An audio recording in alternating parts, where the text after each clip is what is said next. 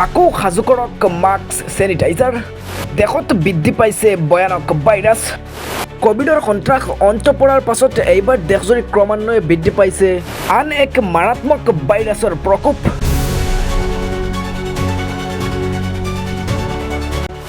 দেশত এইবাৰ তীব্ৰগতিত বিয়পি পৰিছে H1N1 ইনফ্লুৱেঞ্জা, যাক সাধাৰণ ভাষাত আমি স্বাইন ফ্লু বা ফ্লু বুলি জানো। দেশৰ বিভিন্ন প্ৰান্তত এই ভাইৰাছৰ আক্ৰান্ত ৰোগীৰ সংখ্যা বিগত বৰ্ষৰ তুলনাত প্ৰায় 6 গুণ বৃদ্ধি পাইছে।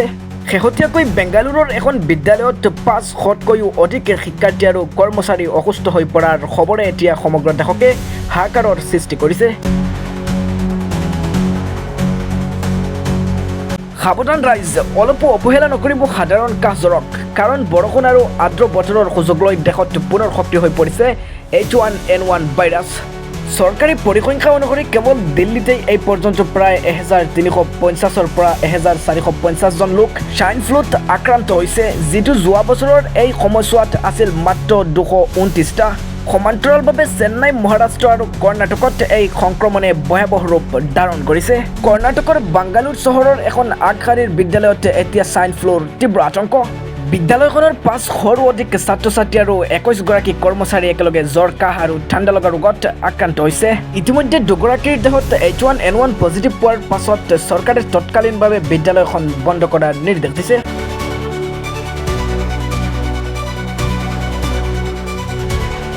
চিকিৎসকৰ মতে এই ৰোগৰ প্ৰধান লক্ষণসমূহ হৈছে হঠাৎ অহা তীব্ৰ জ্বৰ, শুকান কাহ, ডিঙিৰ বিষ, শৰীৰৰ অসহ্য যন্ত্ৰণা আৰু অতিমাত্ৰা ভাগৰ লগা। যদি আপোনাৰো এনে অনুভৱ হৈছে তেন্তে পলম নকৰি এতিয়াই চিকিৎসকৰ পৰামৰ্শৰ কাষ চাপক। গতিকে বতৰ পৰিৱৰ্তনৰ এই সময়ছোৱাত নিজে সজাগ থাকক আৰু পৰিয়ালটোক সুৰক্ষিত ৰাখক। সামান্য কোনো লক্ষণ দেখা দিলে কোনো ধৰণৰ আত্মচিকিৎসা বা এণ্টিবায়'টিক গ্ৰহণ নকৰি বিশেষজ্ঞসকলৰ পৰামৰ্শ লওক আৰু সদায় সতৰ্ক থাকক আৰু সুৰক্ষিত হৈ থাকক। লগতে এনেধৰণৰ সদায় বাতৰি চাবৰ বাবে এতিয়াই ফ'ল' কৰক আমাৰ news channel. News desk report, নীলফাগান ভইচ।